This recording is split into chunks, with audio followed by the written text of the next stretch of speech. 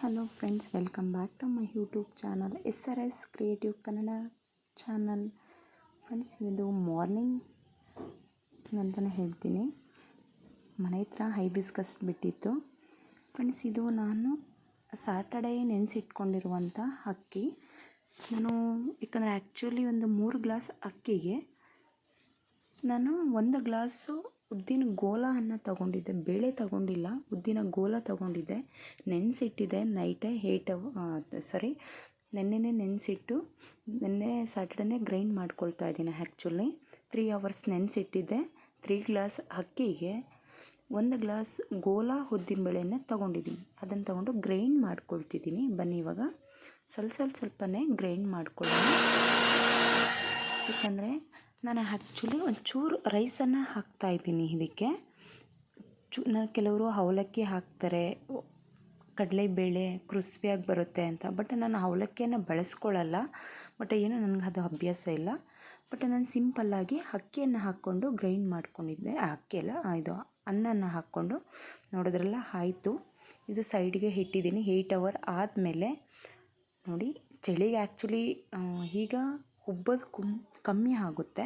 ಅದು ಪರವಾಗಿಲ್ಲ, ಉಬ್ಬಿದೆ. ಆದ್ರೂ ನಾನು ಈರುಳ್ಳಿಯನ್ನು ಹಾಕ್ಕೊಂಡು ತವ ಬಿಸಿ ಆದಮೇಲೆ ಈರುಳ್ಳಿಯಿಂದ ಸ್ಪ್ರೆಡ್ ಮಾಡಿಕೊಂಡು ಒಂಚೂರು ಆಯಲನ್ನು ಈಗ ಹಾಕ್ಕೊಳ್ತಾ ಇದ್ದೀನಿ. ದೋಸೆ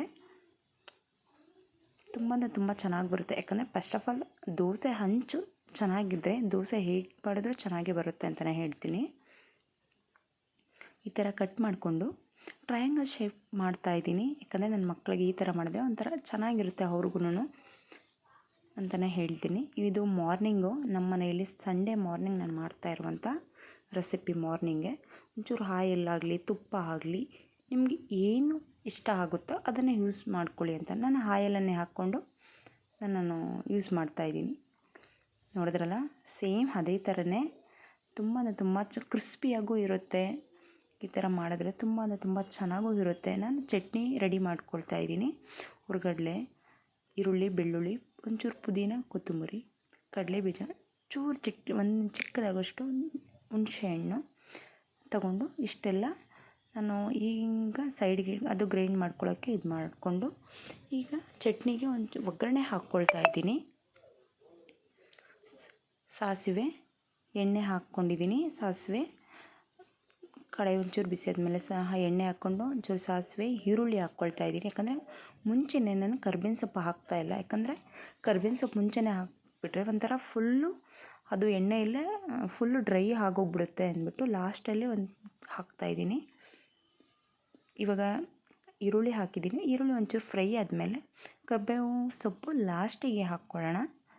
ಈಗ ನೋಡಿ, ನಾನು ಕರ್ಬೇವಿನ ಸೊಪ್ಪನ್ನ ಕಟ್ ಮಾಡಿ ಚಿಕ್ಕದಾಗಿ ಹಾಕ್ತಾಯಿದ್ದೀನಿ. ಯಾಕಂದರೆ ತುಂಬ ಲೀಫ್ ಅದೇ ಥರ ನಾವು ಬಿಡಿಸಿ ಹಾಕಿದ್ರೆ ಮಕ್ಕಳು ಕೂಡ ಕರ್ಬೇವಿನ ಸೊಪ್ಪಿನ ಲೀಫನ್ನು ಸೈಡಿಗೆ ತೆಗೆದಿಟ್ಬಿಡ್ತಾರೆ.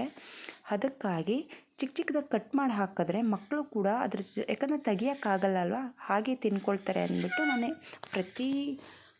ಏನಾದರೂ ಅಡುಗೆ ಮಾಡಿದ್ರು ಪ್ರತಿನಿತ್ಯ ಇದೇ ಥರ ಕಟ್ ಮಾಡಿಬಿಟ್ಟೆ ಹಾಕ್ತೀನಿ ಕರ್ಬೇವಿನ ಲೀಫ್ನ ಅಂತಲೇ ಹೇಳ್ತೀನಿ. ನೋಡಿ, ಒಗ್ಗರಣೆ ಆಗಿದೆ.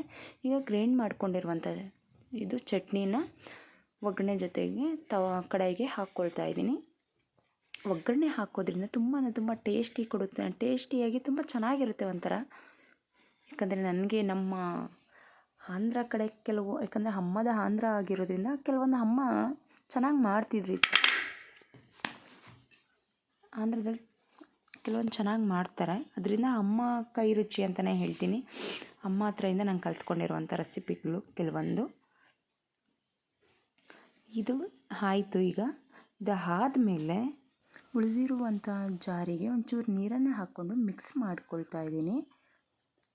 ಫ್ರೆಂಡ್ಸ್, ಇವತ್ತಿನ ವ್ಲಾಗ್ ರೆಸಿಪಿ ನಿಮಗೆ ಇಷ್ಟ ಆಗಿದರೆ ಲೈಕ್ ಮಾಡಿ, ಶೇರ್ ಮಾಡಿ, ಕಮೆಂಟ್ ಮಾಡಿ. ನಿಮಗಿನ್ನ ಯಾವ ಥರ ರೆಸಿಪಿಗಳು ಬೇಕು ಅಂತ ಕಮೆಂಟ್ ಮಾಡಿದ್ರೆ ನನಗೂ ಮಾಡೋದಕ್ಕೆ ತುಂಬ ಈಸಿ ಆಗುತ್ತೆ ಅಂತಲೇ ಹೇಳ್ತೀನಿ. ಇವತ್ತಿನ ವ್ಲಾಗ್ ಇಷ್ಟೇ. Bye. See you in the next vlog.